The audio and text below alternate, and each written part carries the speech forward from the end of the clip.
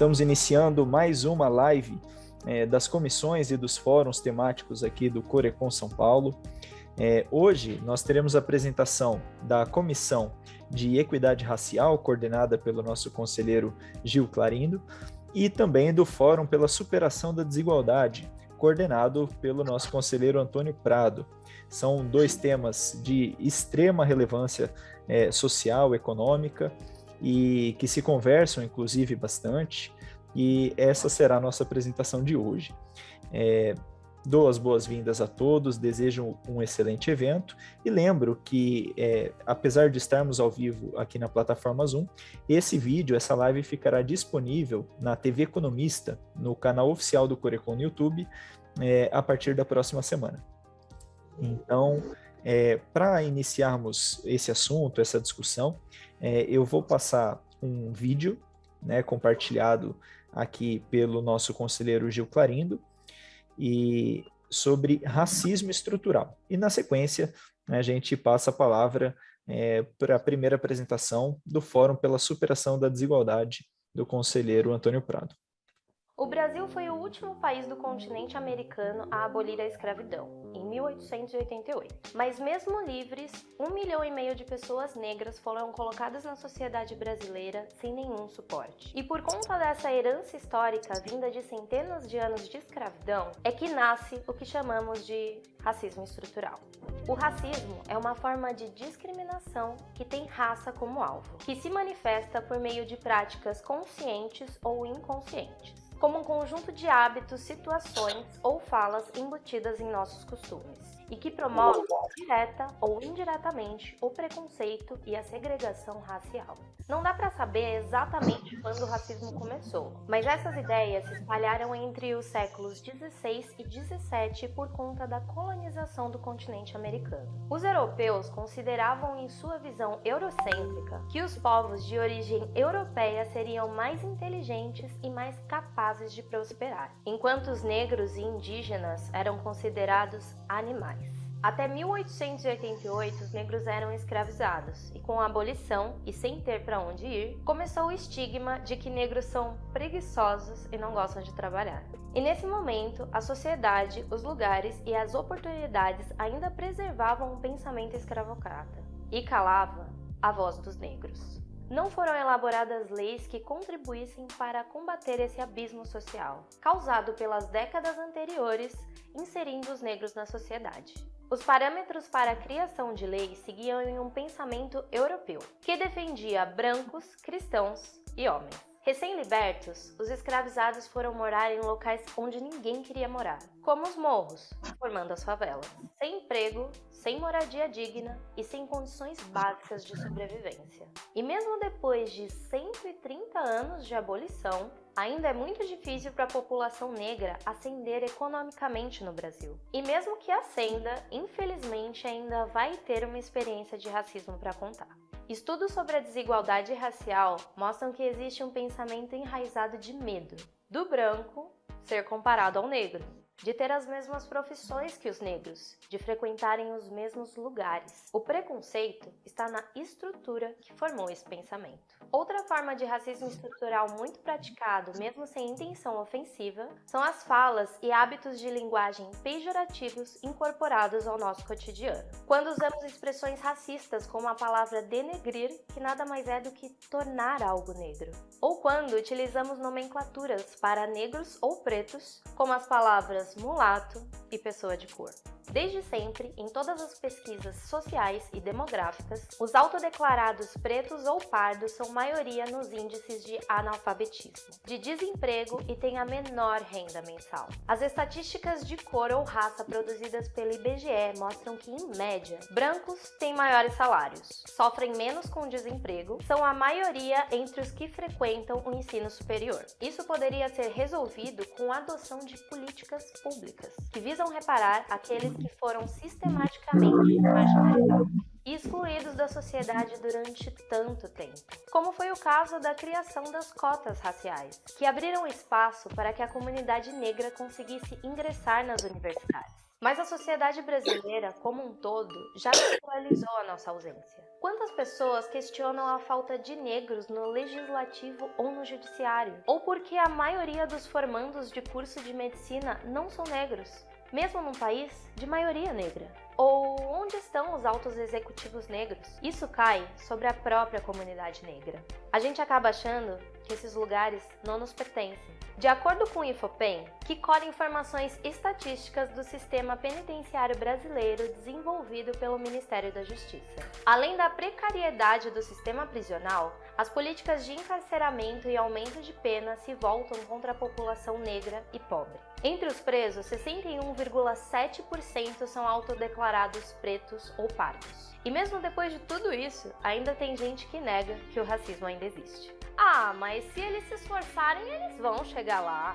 Como se fosse possível chegar no mesmo lugar e no mesmo horário, saindo com bastante atraso. Ou você acha realmente que as oportunidades dadas aos brancos são as mesmas dadas aos negros? É preciso reconhecer que o racismo existe e ele está enraizado nas estruturas da nossa sociedade. E entender que, como já diria a maravilhosa Angela Davis, numa sociedade racista, não basta apenas não ser racista, tem que ser antirracista. Porque essa luta não é só nossa, dos negros. Essa luta é de todos. Perfeito. Então, espero que o vídeo tenha sido bastante elucidativo. Presidente Pedro Afonso Gomes, o senhor nos ouve? Boa tarde, boa noite a todos e aqueles que também nos veem pela TV Economista. O tema, ou aliás, o escopo, não é? A área de trabalho da comissão voltada à igualdade, né, racial, e também a questão da superação das desigualdades tem tudo a ver com a nossa profissão de economista. Porque quando gestada a lei que nos regulamentou, foi dito exatamente isso, que vinham os economistas para para ajudar a equilibrar a geração de riquezas e de renda, e para a distribuição de renda e para o maior desenvolvimento social e econômico do país. Sem essas duas realidades, a equidade racial e a igualdade, tanto quanto possível, ou pelo menos a não desigualdade tão grande no âmbito social e econômico, nós não vamos construir sociedade nenhuma equilibrada economicamente. A economia é feita de tudo isso. Então, eu saúdo os coordenadores da comissão de superação, do Fórum de Superação das Desigualdades Sociais, conselheiro Antônio Prado, e também da Igualdade Racial, o conselheiro Gil Marcos, para o esforço que eles estão fazendo, juntamente com os membros das suas equipes de coordenação, para que a gente tenha mais voz, não apenas dos economistas, mas também da sociedade brasileira nesses assuntos, e que o Corecon sirva como um motor para a discussão desses temas. Muito obrigado. Então, nesse momento eu passo a palavra para o conselheiro Antônio Prado, que vai falar sobre o Fórum pela Superação das Desigualdades Sociais. É um fórum temático do Corecon São Paulo de extrema importância, e eu passo agora a palavra ao conselheiro. Por favor, conselheiro, a palavra está com o senhor. Obrigado, Júlio. Em primeiro lugar, eu queria agradecer a iniciativa do presidente do Corecon São Paulo, Pedro, em relação à criação dos diferentes fóruns, e também o apoio do Pleno de Conselheiros, que aprovou, né, essa criação dos diferentes fóruns. O Fórum pela Superação da Desigualdade no Brasil, para mim, é uma questão absolutamente fundamental, e estou muito satisfeito de poder coordenar esse fórum. Eu fiquei 8 anos como a segunda autoridade da Comissão Econômica para a América Latina e o Caribe, a CEPAL, e durante esse período em que eu fui o vice da CEPAL, o tema da igualdade é um tema central. Durante o período que eu estive lá, foram divulgados e produzidos e divulgados 4 documentos sobre o tema da igualdade, documentos muito interessantes. Um deles foi lançado aqui no Brasil, um documento de posição dos 45 Estados-membros, né, da CEPAL, chamava, na verdade se chama, está disponível, né, A Hora da Igualdade. Eu trabalhei muito na elaboração desses documentos, eu sou corresponsável como vice-secretário da CEPAL por esses documentos, e, na verdade, eles surgem no momento em que o tema da desigualdade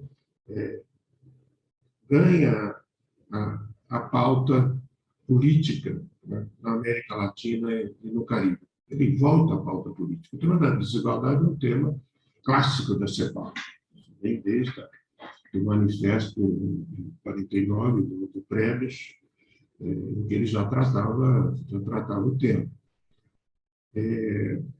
Portanto, nesse momento, o Corecon São Paulo, como disse o próprio Pedro, é uma pauta de estudo dos economistas, desde sempre, muito importante. Então, o fato de voltar a esse tema agora e ter a oportunidade de debater com os colegas de profissão a desigualdade no Brasil, e também na América Latina, porque é necessário comparar a desigualdade não só dentro do país, mas também entre países e no mundo, né? Isso pode ser uma oportunidade para enriquecer as análises, ter outras perspectivas de abordagem e pensar também em outras políticas públicas. Nós sabemos, né, que a América Latina do ponto de vista de rendimentos, o continente mais desigual do mundo. A América Latina e o Caribe, todos os dados mostram isso, que tem uma desigualdade recorde. O Brasil, em particular, né, um estudo recente feito pelo Laboratório da Desigualdade Mundial, coordenado pelo Tomás Piketty, o Brasil está em segundo lugar em termos de desigualdade.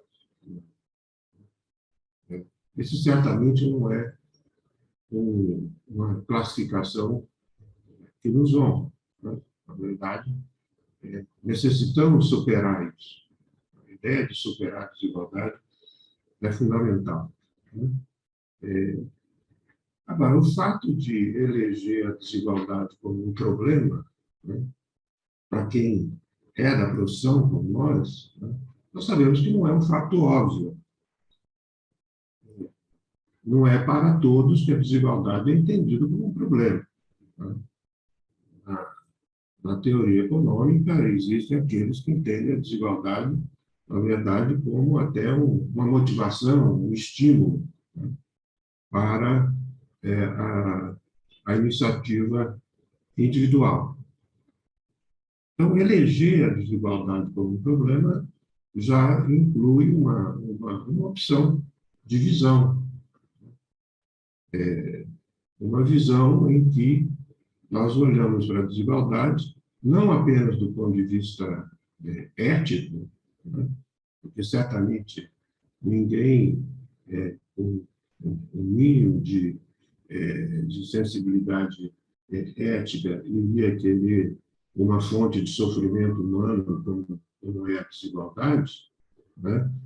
Mas nós sabemos que a análise econômica também tenta separar essa dimensão ética da dimensão econômica estrita. Então, também cabe a pergunta, do ponto de vista econômico, a desigualdade é aceitável, essa desigualdade é algo funcional, né, ao sistema econômico. Eu me lembro de um livro escrito pelo Stiglitz, foi lançado logo depois da crise do subprime, né, de 2007, em que o Stiglitz vinha a falar sobre o preço da desigualdade, ele chamava Inequality Price. Né? E o que ele dizia qual era o preço da desigualdade nos Estados Unidos? Ele relacionava diretamente à crise do subprime e diretamente a uma escolha de política econômica que foi feita não só naquele país, mas em vários países do mundo, ao que nós conhecemos como trickle-down economics, a teoria do transbordamento. É a ideia de que se você reduz a tributação sobre os mais ricos, né, os mais ricos terão um estímulo para investir mais, e ao investir mais gerarão emprego e renda, e isso terminará por beneficiar a população em geral. Isso é o que a teoria do trickle-down economics previa. Mas não foi o que ocorreu. Né? Não foi o que ocorreu, na verdade, por falta mesmo de perspectivas ou da percepção da existência de oportunidades de investimento que resultariam em lucros para quem estivesse fazendo investimento produtivo, né?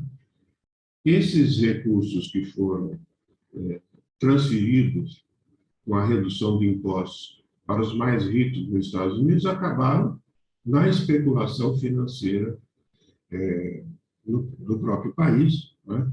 E ao invés de gerarem novos investimentos produtivos, empregos e renda, na verdade, geraram uma bolha especulativa no mercado acionário muito grande e que explodiu várias vezes, né, durante a década de 90 e também no início dos anos 2000. E por isso mesmo, Stiglitz dizia, bem, essa transferência de renda feita diretamente a partir da diminuição dos impostos dos mais ricos, né,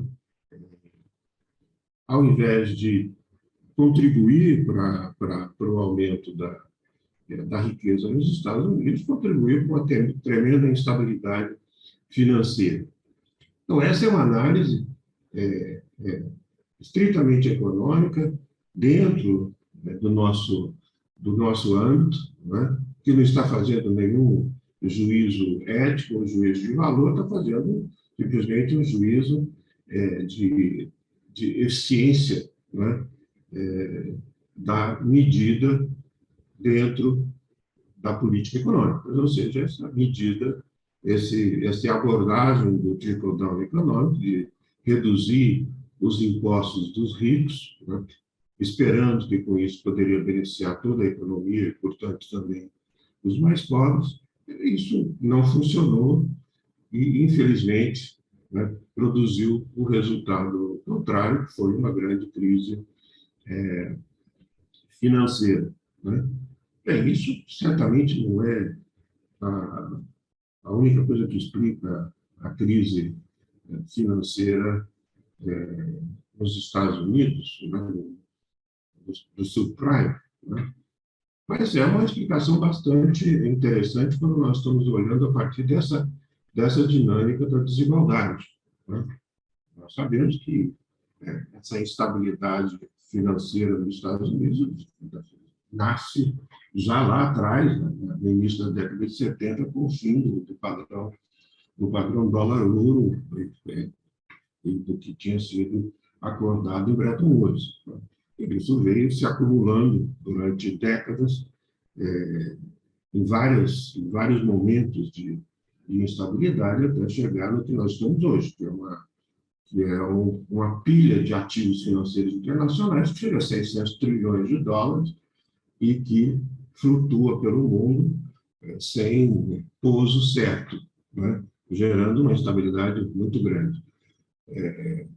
Muitos especialistas dessa área sabem muito bem que a crise financeira do subprime não passou. Nem todos os prejuízos foram colocados nos balanços dos bancos, né? Caso, se fosse, os bancos teriam que declarar falência. Nós ainda temos um problema financeiro muito grande, né? Então, esse é um lado da questão, é você olhar e dizer, bem, a desigualdade é disfuncional, né, para o próprio sistema capitalista. Ele pode gerar, evidentemente, grandes lucros e grandes acumulações de riqueza, como eu vou apresentar rapidamente para vocês, com dados do próprio Laboratório de Desigualdade Mundial, do Thomas Piketty, né? Mas certamente não gera um crescimento sustentado e muito menos com equidade. É um processo de instabilidade permanente, não é uma estabilidade, vamos dizer, schumpeteriana, no sentido de que você transforma, né, e gera sempre um novo patamar de evolução do capitalismo, mas é uma estabilidade com uma capacidade latente de destruição muito grande, né? A outra questão é basicamente keynesiana, né? Quanto maior a desigualdade social, certamente a, a projeção marginal a consumir da sociedade vai ser menor, né? Porque quem tem capacidade de gasto é justamente quem tem uma propensão marginal a consumir menor e, portanto, nós vamos ter um multiplicador menor nessas economias. Então, tem uma outra forma de olhar a questão em que a desigualdade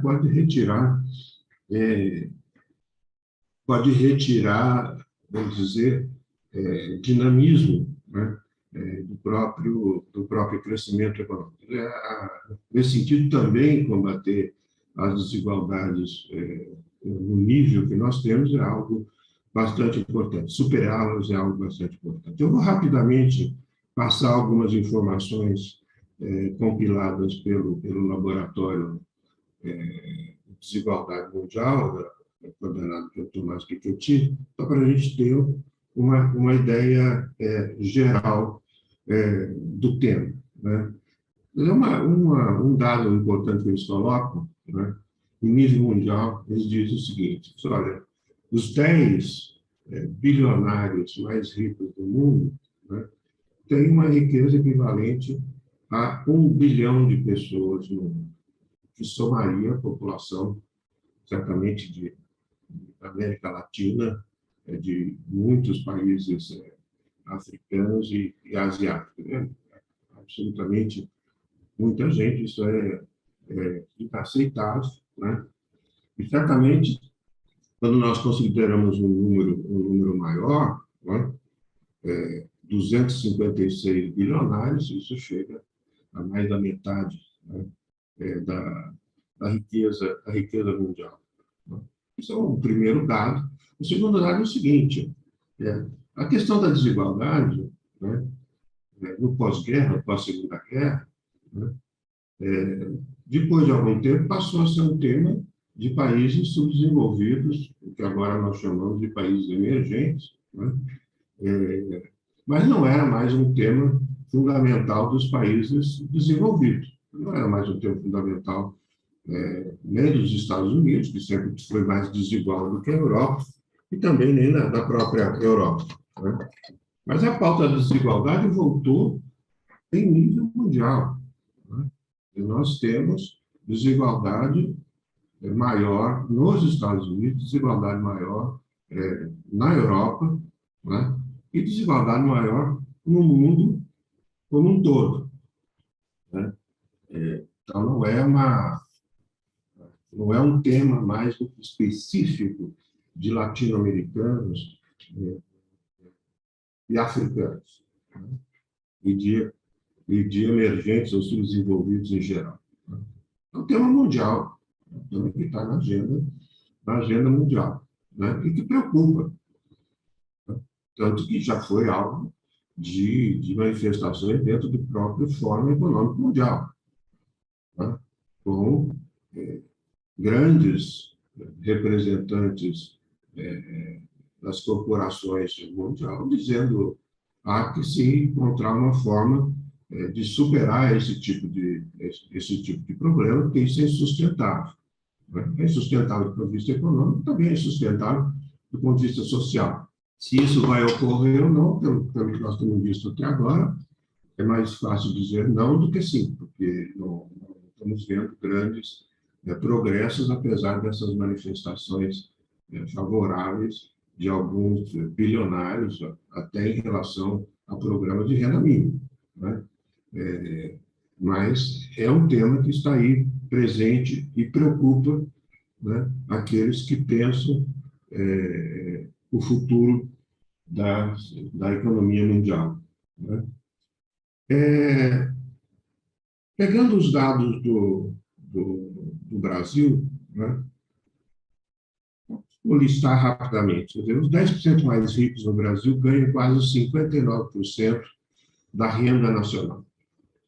Quer dizer, isso é uma brutalidade. Nós sabemos que ainda é mais concentrado, né, quando nós chegamos no 1% mais rico.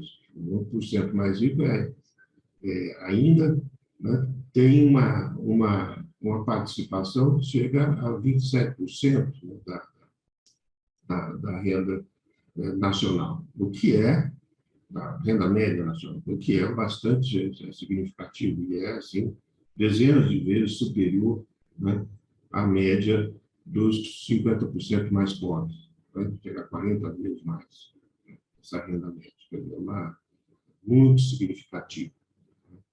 É algo que é bastante preocupante, né? A outra questão também é a questão da própria riqueza, né? Você ter aí 1% da riqueza do país está na mão dos 50% mais pobres, né? E 50% da riqueza do país, né, está na mão do 1% mais ricos, né? Então, é uma concentração muito grande, né? E os 10% mais ricos chegam a 80% do patrimônio privado.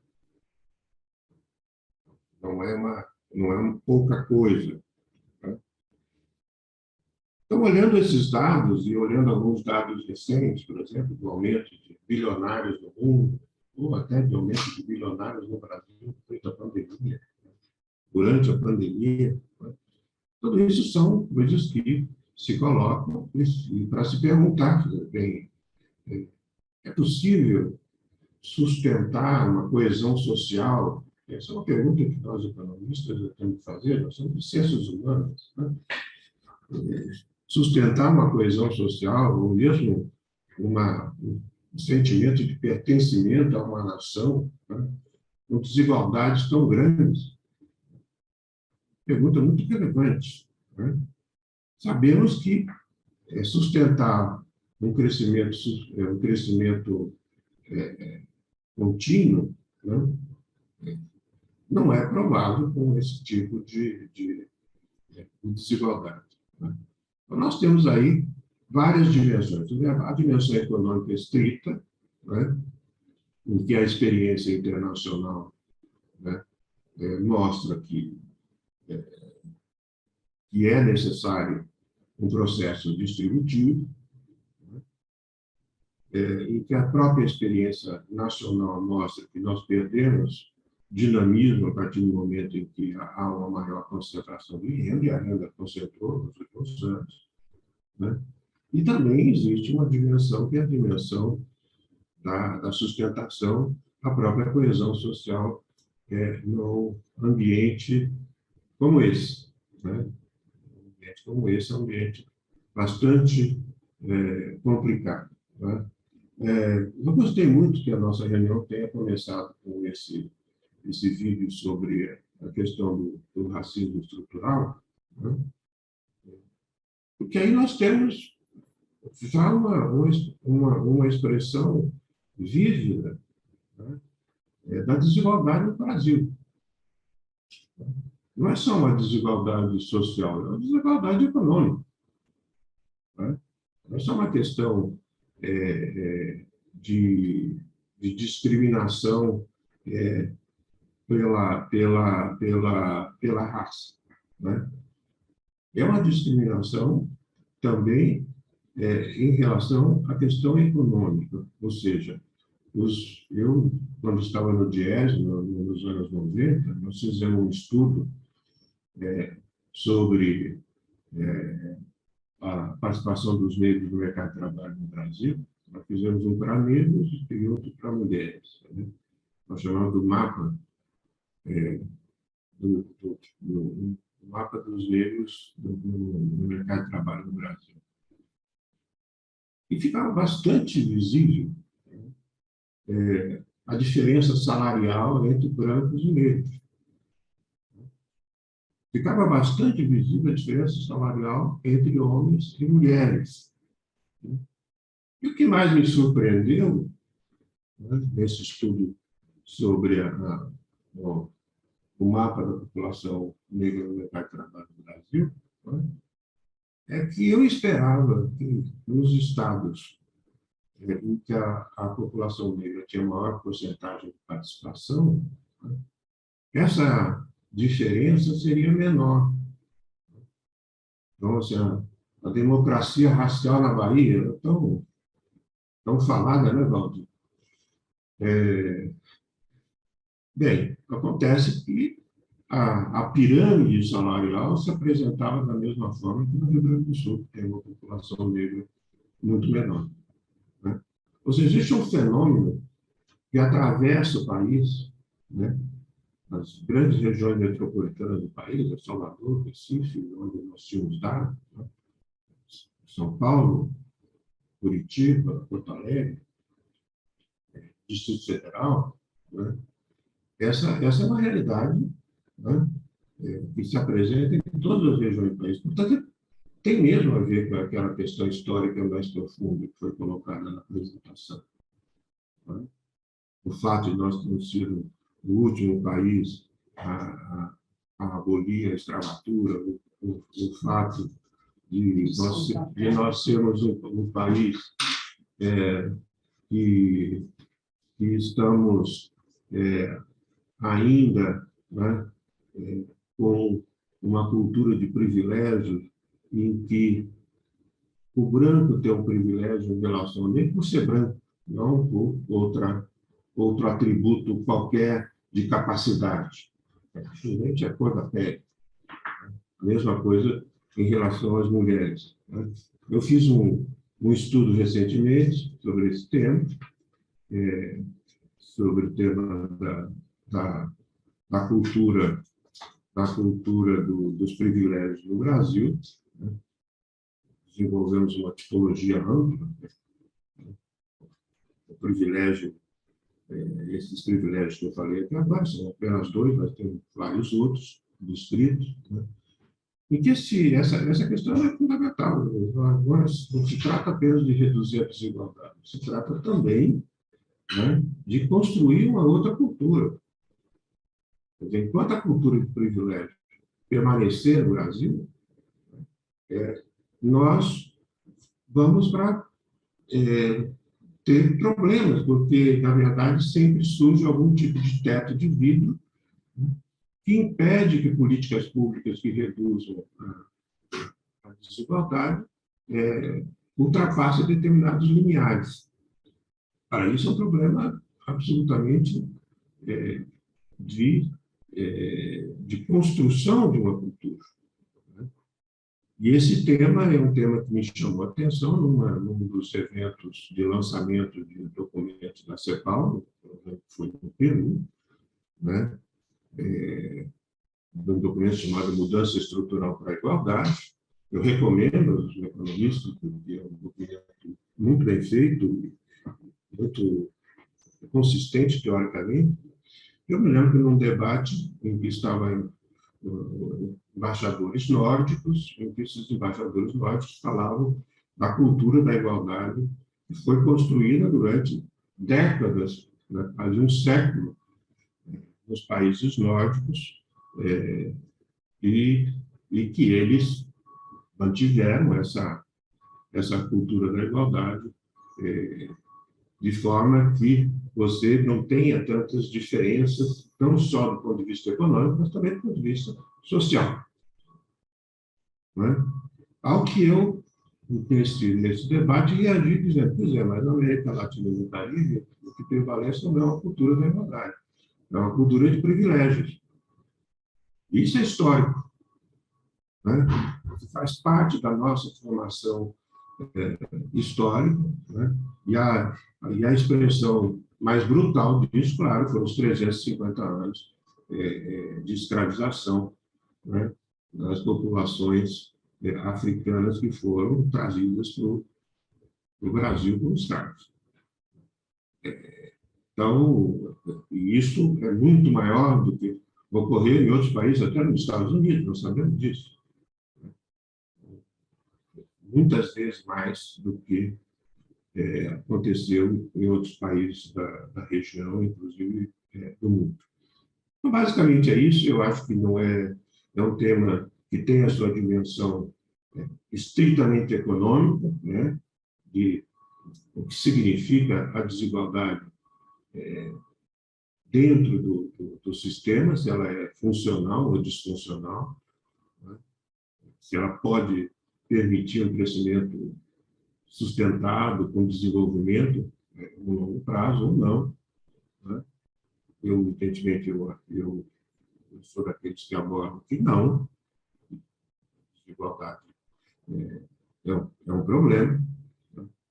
É um problema para o desenvolvimento econômico, e a desigualdade também é um problema para a coesão social e para a construção de um sentimento de nação. Nós temos muito ainda o que fazer nesse sentido. Então, eu agradeço ao presidente Pedro pela oportunidade de coordenar esse fórum. Acho que as questões são muitas, né, e de várias dimensões, e que vale a pena dividir com os nossos colegas de profissão reflexões sobre esse tema e também ouvir diferentes perspectivas e enriquecer a nossa própria análise sobre o tema. Muito obrigado.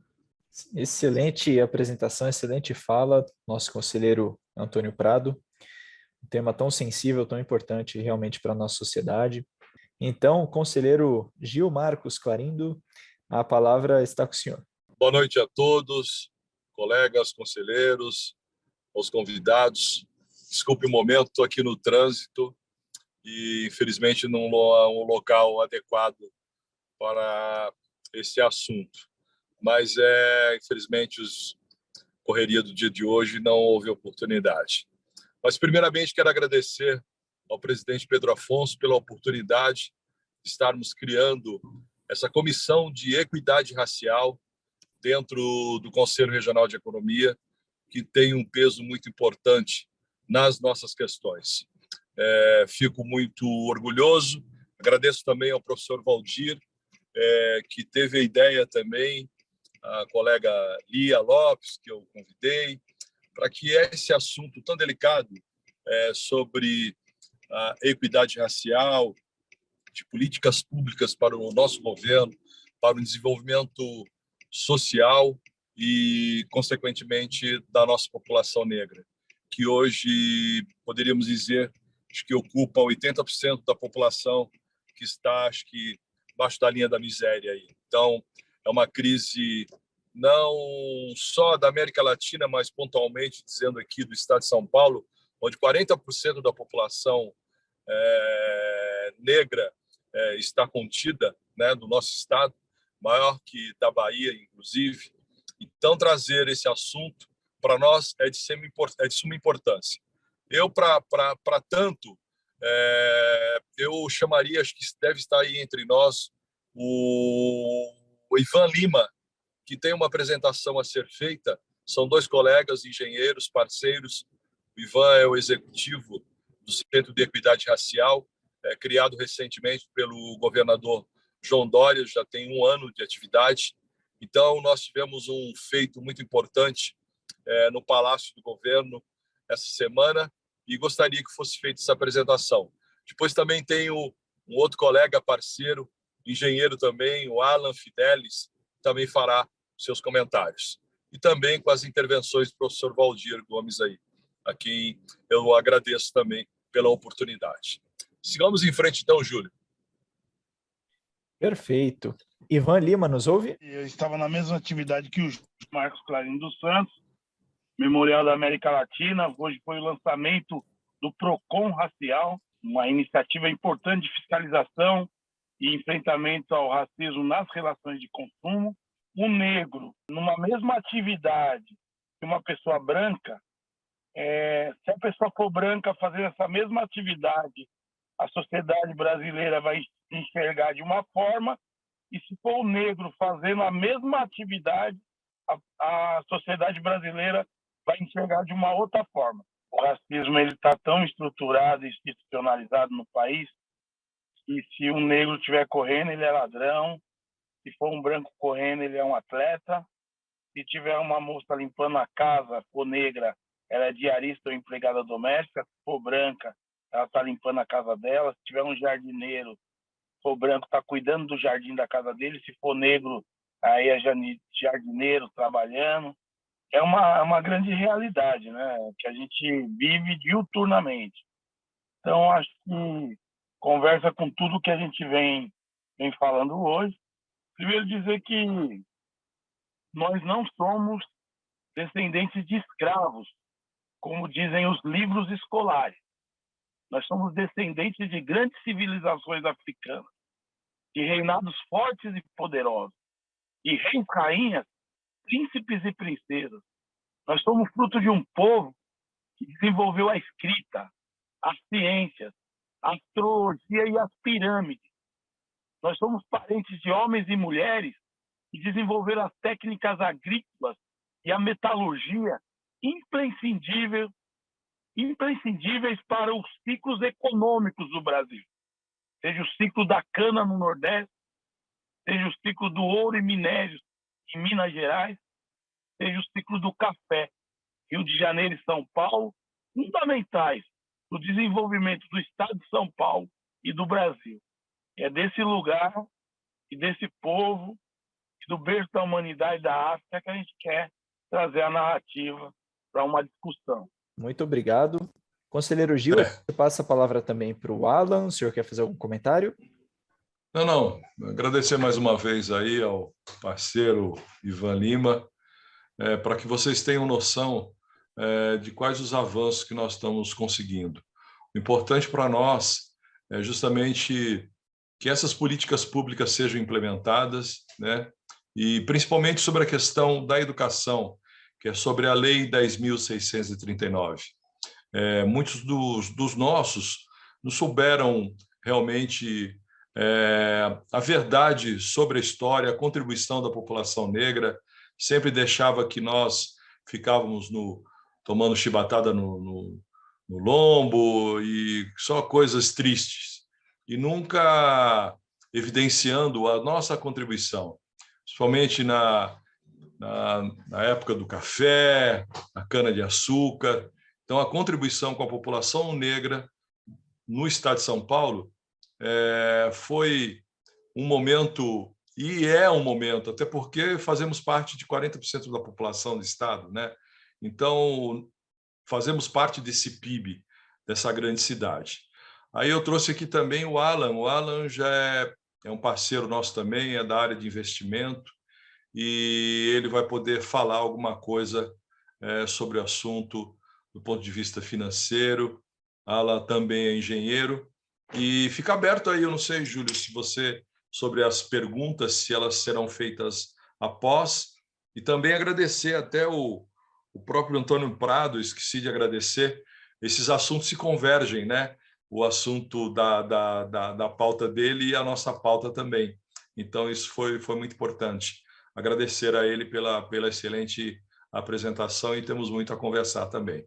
Acho que o Alan poderá falar daqui para frente, né? Obrigado, Gil. Obrigado a todos.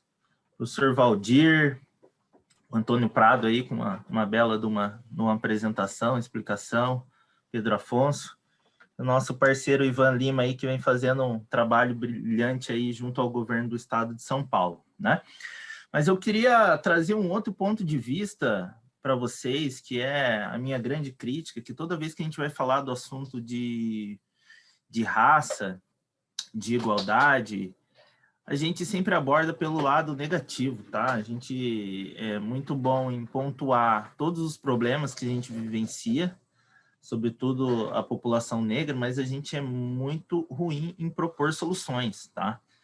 Então, não adianta se nós tivermos espaços que nós estamos conquistando aos poucos e toda vez a gente usar esses espaços apenas para falar dos problemas que nós vivenciamos, tá?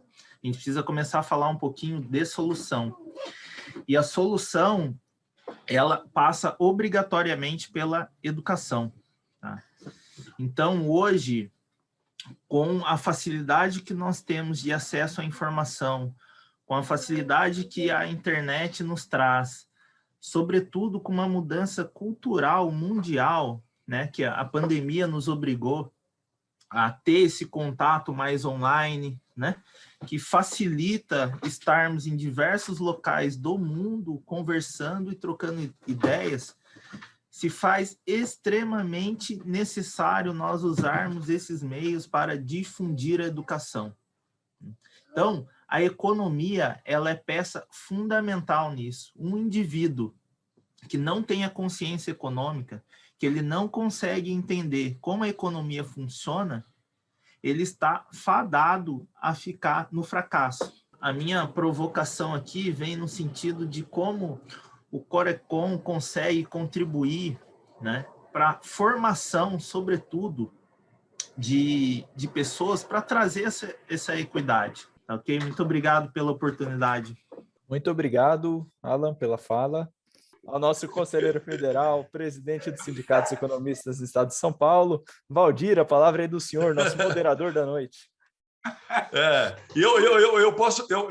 Professor Valdir, eu queria até, quebrando um pouquinho o protocolo aqui, até frisar a vocês que eu tive a honra do meu diploma ter sido assinado pelo professor Valdir, que aqui está, inclusive jogador de futebol, jogou bola no Aristocrata Clube, então tem uma história no trânsito aqui. Ele tem cara de indiano, né? Mas é negrão. A culpa é dele, então, né, Gil? A culpa de você estar aqui é dele, né? Justamente. Também, viu, Pedro? Também. Eu vou ser breve, porque, olha, a fala do Prado, que acho que você, Gil, colocou muito bem, né? O Prado colocou a questão da desigualdade, né? Eu achei que, com muita propriedade, dando os dados, porque o Prado tem muita experiência, né? Internacional, de ESE, né? Dos estruturalistas, lá, a turma da CEPAL, né? Que uma análise de trabalhos, e eu gostei muito, Prado. E um pouco nessa linha do Prado, eu queria ser breve, eu faço uma certa analogia dessa questão do negro no Brasil. Eu invoco Marx, o Capital do Marx, né? Talvez esteja essa analogia forçando um pouco, mas quando Marx, no Capital, trata da chamada acumulação primitiva, ele mostra aquela transição para o capitalismo comercial, mas ele fala, e depois dois outros autores, o Maurice Dobb e o Paul Suisse também trabalham muito essa questão dessa transição, né? Quando se sai de um feudalismo para um capitalismo comercial, etc. O que você tem no feudalismo? Você tem o senhor e o servo, né? Grosso modo, você tem socialmente. Aí o senhor, quer dizer, sobe o preço da lã, isso tudo está muito bem explícito, é claro, no Marx. A alta do preço da lã, o senhor quer transformar aquelas terras que eram destinadas aos servos, ele quer transformar em pastagens. Então, na palavra do Marx, ele expulsa os servos das terras. Os historiadores burgueses falam numa liberdade, né? Deu liberdade para os servos, agora ele pode transitar, etc. Bom, mas aí o que acontece? Quando esse servo, ele vai para as cidades, para o centro urbano, é claro que não há forma, não há condição de absorver todo aquele contingente de trabalhadores, né? E Marx fala, tem que vender a força de trabalho. Mas não tem emprego para todo mundo. E aí veja o que acontece. Quer dizer, a legislação, em algumas regiões, ele chama de uma legislação sanguinária. Marx chama de legislação sanguinária. Por quê? Porque as pessoas desocupadas nas ruas, desocupadas, eram punidas. E ele fala assim, né? Amarra atrás das carroças lá e arrasta, até com a própria vida, entendeu? Agora, os servos não tem como absorver. E aí eu venho um pouquinho para a nossa história, né, do Brasil, e você diz assim, olha, a lei do sexagenário, com 60 anos você está livre. Ora, como é que o escravo após 60 anos de trabalho forçado, quer dizer, vai fazer o quê? Entende? Na minha visão, é claro, ele livrou de um custo obrigatório, agora não é mais obrigado. E com a Lei Áurea de 88, o que acontece? Não há um projeto de inserção do negro nessa sociedade. Não há nenhum projeto, entende?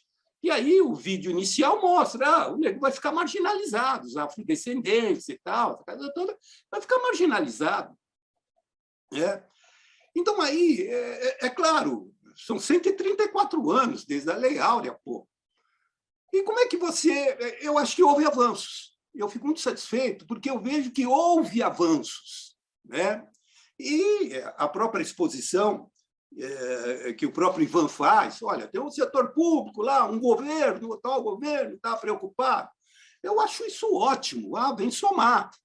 Mas é óbvio que nós não podemos ficar sempre dependentes de políticas do governo, né? De quem está ocupando o cargo naquele momento, né?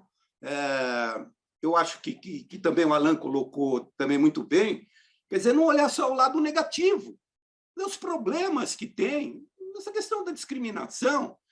Eu estou com 75 anos, minha nossa, eu acho que muitos aí, o Carlinhos está nos assistindo, Gil, assim o negro na minha época não podia trabalhar em banco, não era proibido, mas você nunca viu um negro numa agência bancária lá, trabalhando e tal.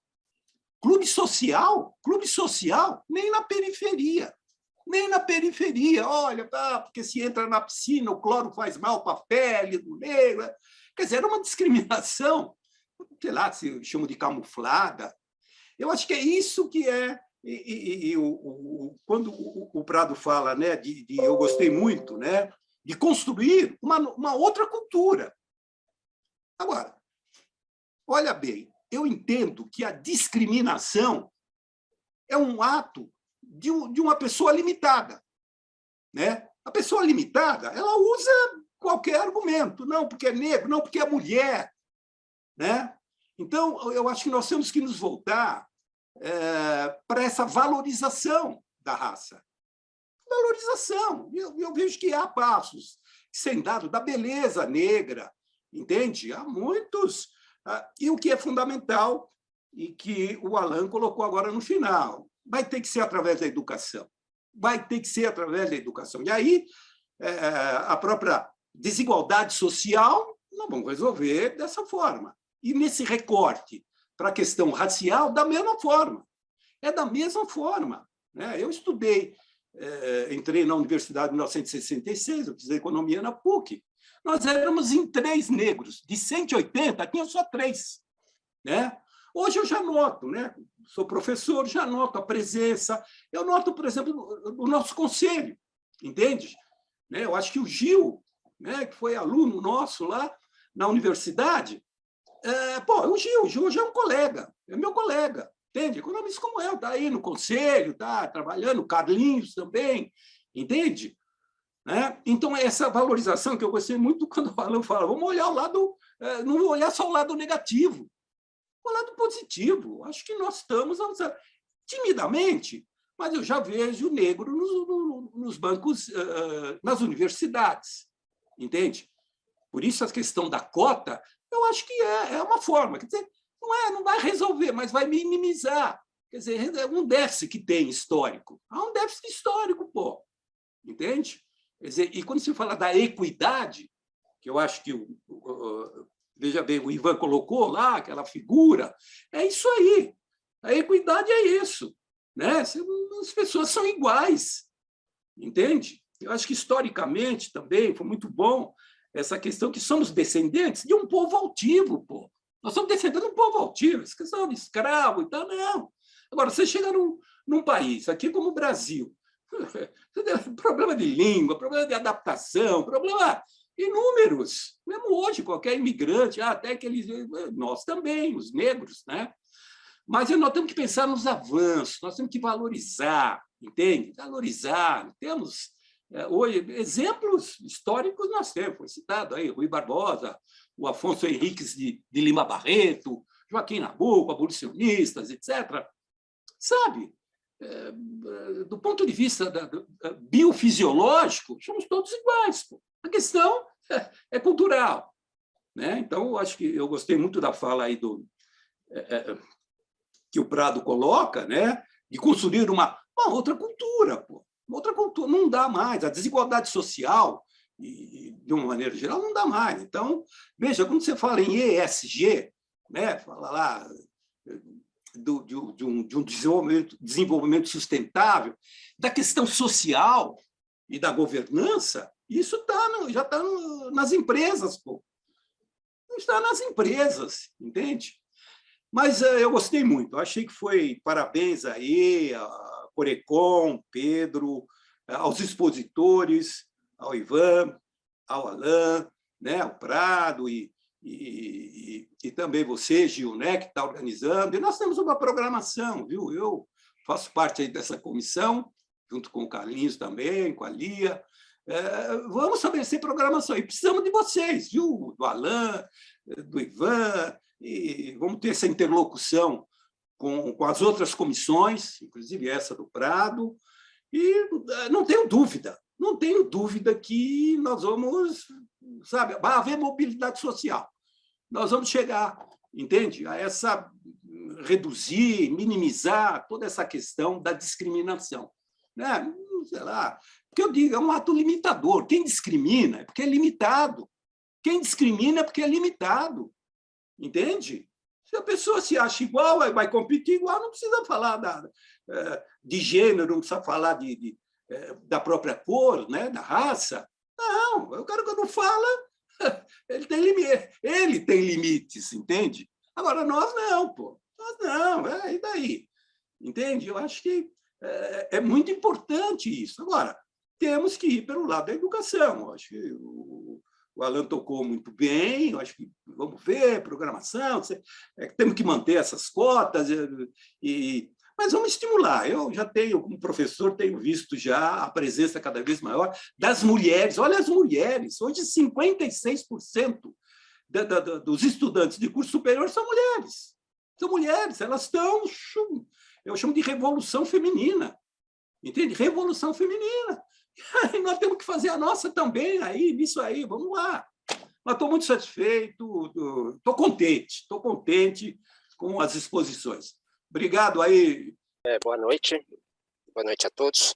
Eu assisti aí a apresentação do professor Prado, né, riquíssimo, né, e contando dado histórico com a atualidade, onde hoje nós vemos, como aquilo já foi colocado, inclusive na apresentação da minha comissão, onde aumentou o número de bilionários, porém, a base da pirâmide também se elevou bastante, com essa crise econômica financeira. E nós sabemos que na base, quem faz parte da base, a maioria é a população pobre e negra. A população negra, ela faz parte dessa base. Estamos evoluindo? Sim, estamos evoluindo, né? Temos alguns planos de grandes empresas de trainee para contratar negros, que nós verificamos. Hoje em dia, por exemplo, nós verificamos como a XP tira uma foto com 100 investidores, nenhum negro, e aí se revolta, né? O pessoal falou, nossa, que isso? Ela acabou de lançar um programa, né, para contratação de profissionais negros, mas isso é uma gota no oceano, né? Nós temos que avançar. Hoje está em debate lá em Brasília a questão da renovação, né, das cotas, a discussão em Brasília está tendo, e somos uma minoria, e hoje a gente tem um Congresso extremamente conservador, cujo objetivo maior é simplesmente acabar com essa questão de cotas, ou seja, se 10 anos atrás ficamos felizes que foi aprovada a lei de cotas para a contratação de funcionários públicos pelo governo estadual, federal e suas estatais, hoje em dia essa já pode cair, eventualmente, temos que ficar esperto, temos que ficar atento. E eu acredito que para encaminhamento, né, eu não vou me prolongar aqui, para encaminhamento da comissão, eu acho que temos que colocar coisas práticas que vão ser inseridas, né? O que vai ser conversado, o que vai ser discutido, como que isso vai ser feito. Isso daí eu acho que deve ser colocado de forma prática, de forma direta, de forma que a gente vai atrair outras pessoas, agregar outras pessoas a estarem trabalhando com a gente, né? E esse tema é de suma importância. Eu falo que na Constituinte de 88, eu era criança ainda, né? Mas meu pai, então, fazia parte do Conselho da Comunidade Negra, né? Junto com o professor Hélio Santos.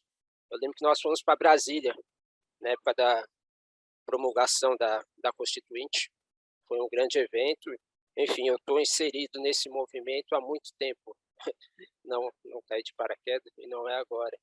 E eu acho que é relevante nós temos essa ação prática, né? É importante ter as comissões. Ter comissões, temos comissões para inserir, mas é importante também ter a prática. Eu falo, quantos negros foram inseridos? Nós vamos ajudar cooperativas de crédito, enfim. Esse movimento ele é essencial. E temos que falar o que o Conselho de Economia vai fazer, o que o Conselho pode ajudar. A gente pode ajudar na comissão que está revendo, a comissão de cotas, a gente pode fazer o quê?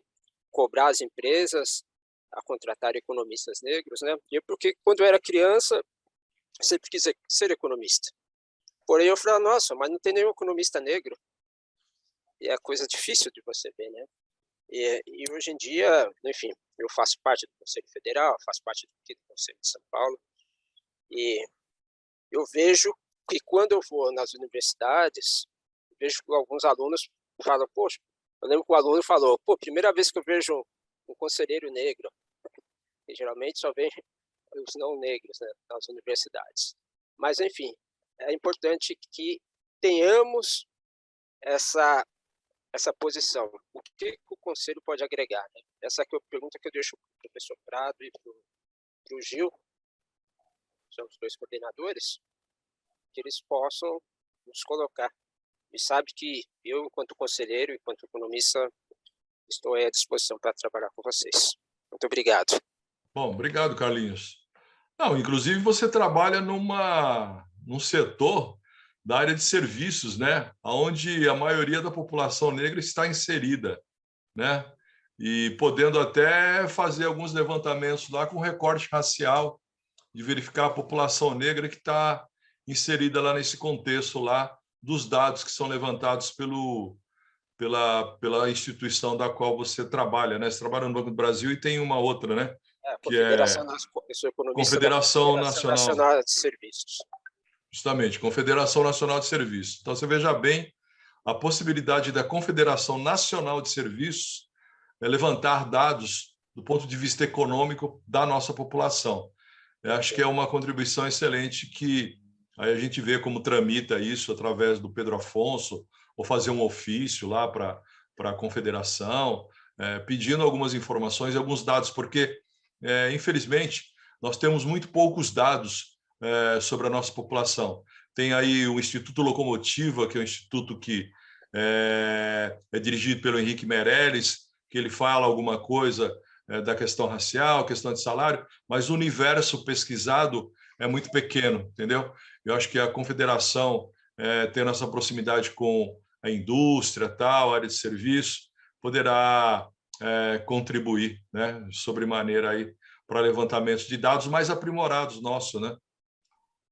Isso com certeza. Isso aí pode ser feito, algo que até eu posso até me comprometer a estar pesquisando para depois por futura apresentação. Tá bom. Bom, o professor Valdir e o Júlio, olha, nós aqui, eu e o Ivan e Alan, nós fazemos parte também da UAB, a União Afro-Brasil, que é um grupo que tem como presidente de honra o Geraldo Rufino. Nós também montamos já um instituto, o Instituto UAB, né? Nós queremos dar cursos também na área financeira, até porque a grande maioria da população que paga altos juros de cartão de crédito são da nossa população, que tem menos informação, não faz cálculos percentuais, saber sobre suas despesas. Então, acho que tem um mercado muito grande para a gente explorar, capacitar, pelo menos orientar a população mais fragilizada de informação, né? Acho que por nós aqui basta, né, Júlio? Não sei se o Prado, o professor Valdir ou o próprio presidente Pedro Afonso. Eu queria só fazer alguns comentários rápidos. O primeiro é sobre a solucionática, né? E alguns estão sugerindo que, evidentemente, eu não entrei em questão de proposta de políticas públicas, porque justamente é o que nós queremos fazer no fórum, ter um espaço, né, para colocar as questões, né, e também aí colocar propostas de políticas públicas, mas num debate que a gente tenha mais tempo para fazer, né? É absolutamente essencial, né? Eu só vou dar um dado para vocês perceberem a importância, né, desse tema. O índice de Gini, de concentração de renda na Europa, né, nos países, principalmente nos países da OCDE, né, mais do que a Europa, ele cai 30% depois que você tem tributação e transferências governamentais. Quer dizer isso? Quer dizer que a estrutura tributária, o modelo de estrutura tributária e o modelo de gasto de políticas públicas é fundamental para reduzir a desigualdade. Ou seja, é uma questão de política pública. Esses são os países da OCDE. Na América Latina, o Gini, depois de impostos e transferência, ele cai só 3%. É uma queda muito discreta, isso depois de mais de uma década de aumento de gasto social. Então, é isso. Quer dizer, a política pública é central, né? Eu entendo a colocação do Ivan, a questão da desigualdade é uma questão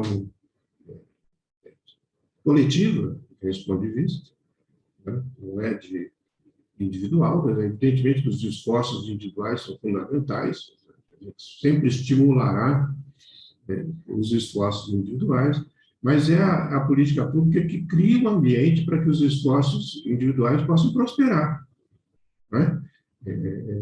A questão das cotas, que todos vocês falaram, é uma questão fundamental. Por que você, de repente, pode ter um aumento significativo de médicos negros?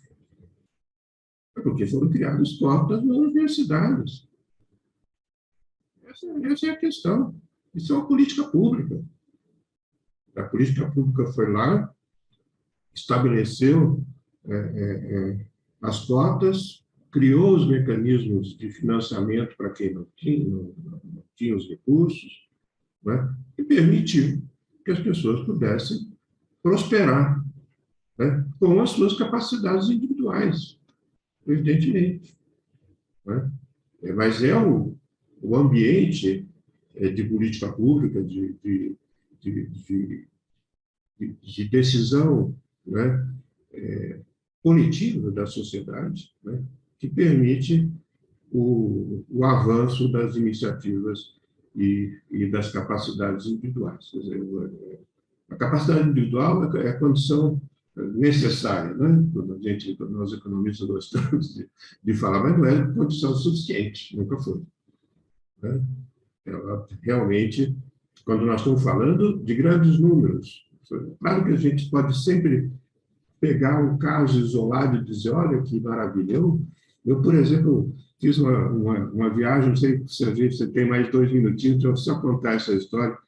Eu fiz uma viagem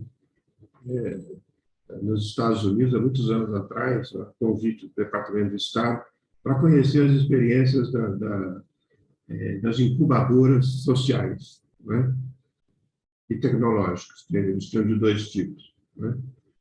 E você viajava pelo país inteiro, eram sempre os mesmos modelos, sempre a mesma estrutura, sempre a mesma forma de financiamento. Aí eu perguntava, mas isso faz parte de uma política industrial? Não, claro que não. Isso é uma iniciativa local. Tinha exatamente a mesma estrutura, as mesmas fontes de financiamento, né? O mesmo órgão do governo americano cuidando disso. Quer dizer, então, essa coisa ideológica de você negar que é o Estado que está ali presente, né, com uma política setorial, né, e criando os mecanismos. Né? As incubadoras sociais tinham como alvo principal as populações negras e hispânicas. Né? Era assim, todo. Então, é isso. Quer dizer, a política pública, os americanos disfarçam muito, né? Eles fazem muita política pública, né? Inclusive na área industrial de ciência e tecnologia, em outra ocasião a gente pode até conversar sobre isso, né? Mas eles disfarçam, eles dizem, não temos isso, é o mercado que realiza. Não, é só ler a Mariana Mazzucato, aquele livro lá, O Estado Empreendedor, que você vai ver que essa coisa maravilhosa que é o iPhone, ou o celular, né, vem de muita política pública do governo norte-americano. Só que eles disfarçam, você tem a impressão que não tem isso. Né? Nós temos que aprender a ter o pragmatismo dos americanos. Eles são pragmáticos. Quando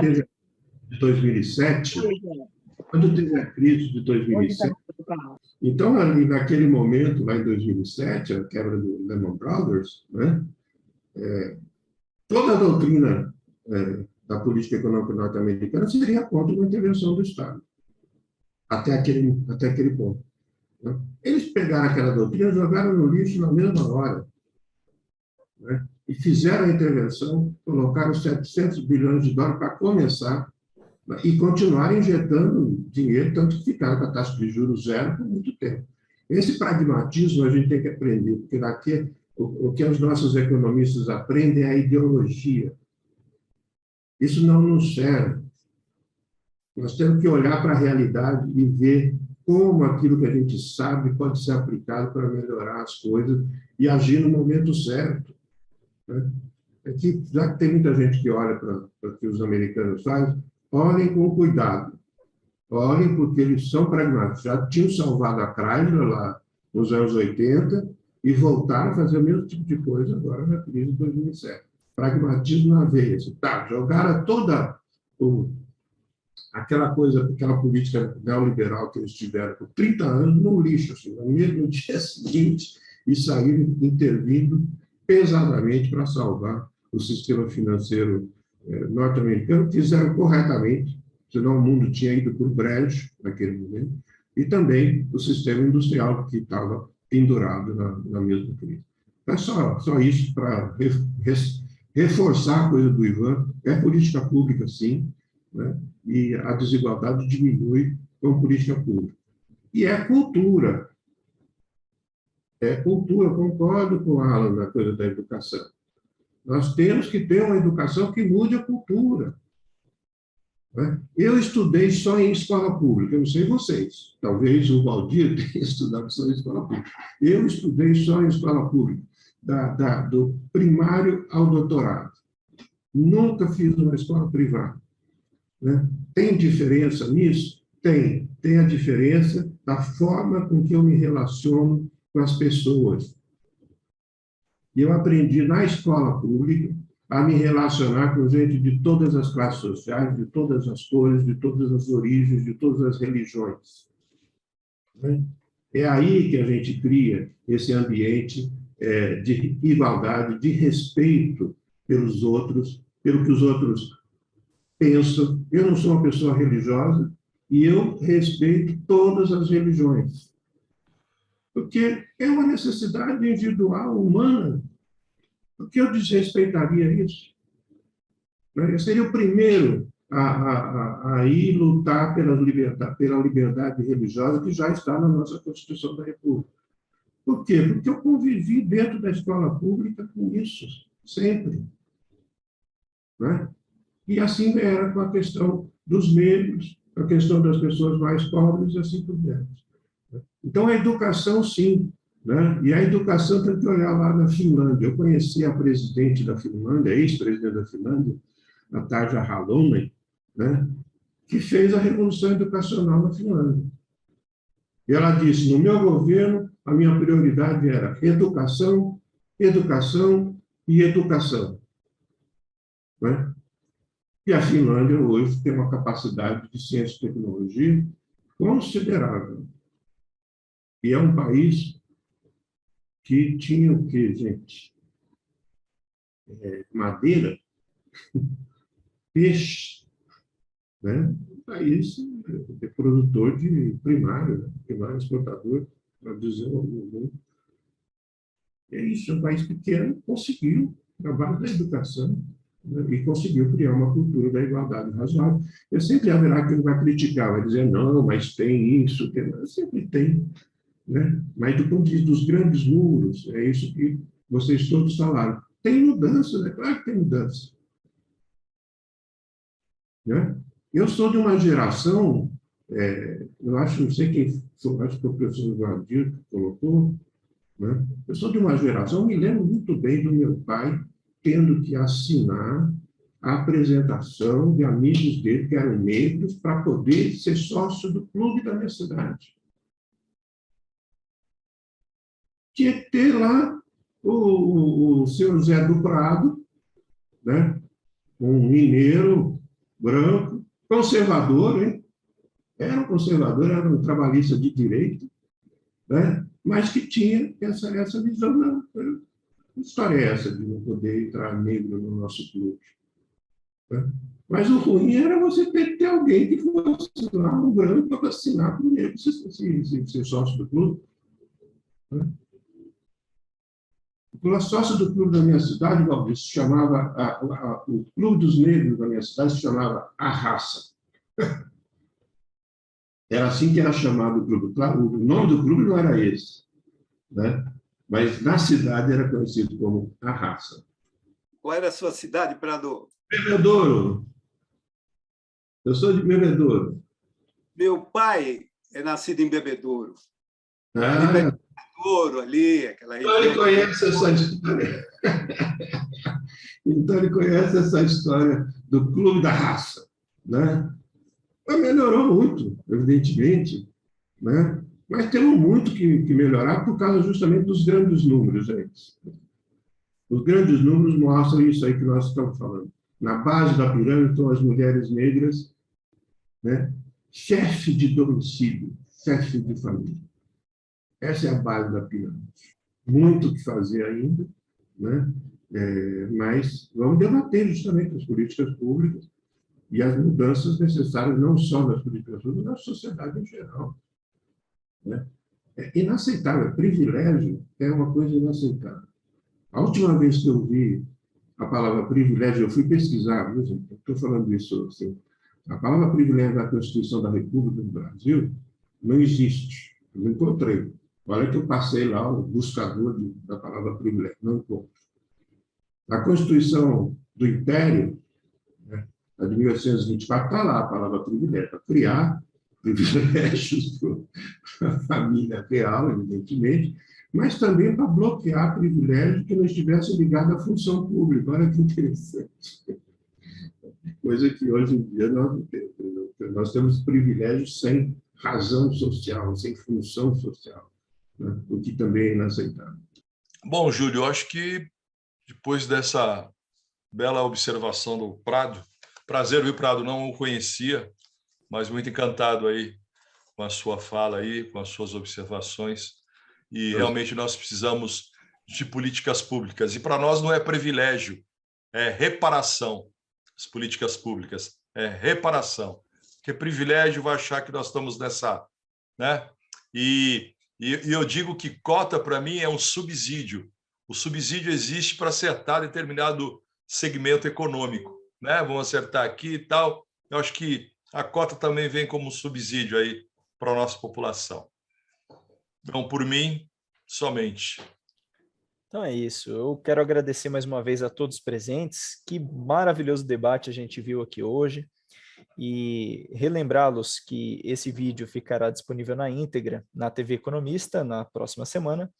E gostaria de desejar uma excelente noite a todos e muito obrigado aos expositores e aos presentes.